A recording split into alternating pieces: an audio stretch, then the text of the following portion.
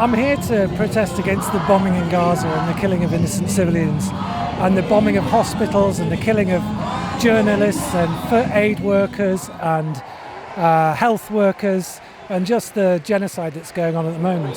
First of all, they need to stop arming Israel. I think we need to support international institutions like the ICC and the ICJ, and we need to hold Israel to account for its illegal crimes in Gaza. I support the protest. I can't support this funding of arms to Israel. And obviously what's happening in Palestine is outrageous. I would call it a genocide. I'm here for the reason that I'm always here, which is that I come from a Jewish background, and for me, this is the most shameful time of my life. I'm here to march for Palestine, for the ending of the genocide and the ending of the occupation and the stopping of the starvation and killing of children, and the recognition that what is being done now is the most extreme thing that we have seen, not just in our lifetimes, but also in the lifetimes of our parents. The new guy, I don't have much hopes for Starmer because he has fascist tendencies. Look, we have seen what he's done in the Labour Party. He's become Prime Minister. He has a very large majority in Parliament. He has a great opportunity to do something historic and for the first time say to Israel, no more weapons, no more bombardment, it's got to stop.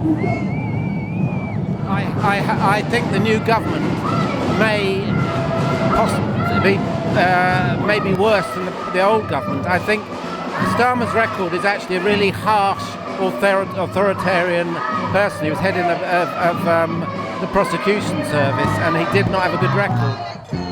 He is a despicable piece of horror. I hate him with a passion. I have not one moment of hope in him.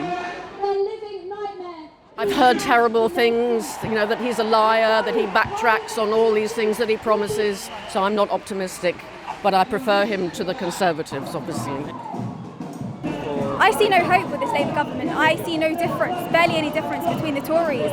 So for us, this isn't something to celebrate, a Labour government. We thought we would celebrate a Labour government, but no, Labour is not the Labour Party anymore. That's what we have to remember. And the way forward is the independent movement. That's what we will mobilise on. We started it, the movement's just begun. It's not going anywhere. We're building on it.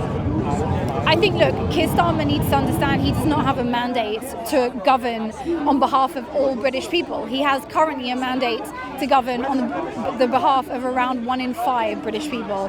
And so in order to regain the trust of the majority of British people, he needs to reach out and listen to those who didn't vote for him, and he needs to incorporate their demands into the future government and into future policy. So we need to see him listening to the people and not feed into a replication of the forms of very divisive, very divided and very unequal policies that have dominated the Tory government's rule.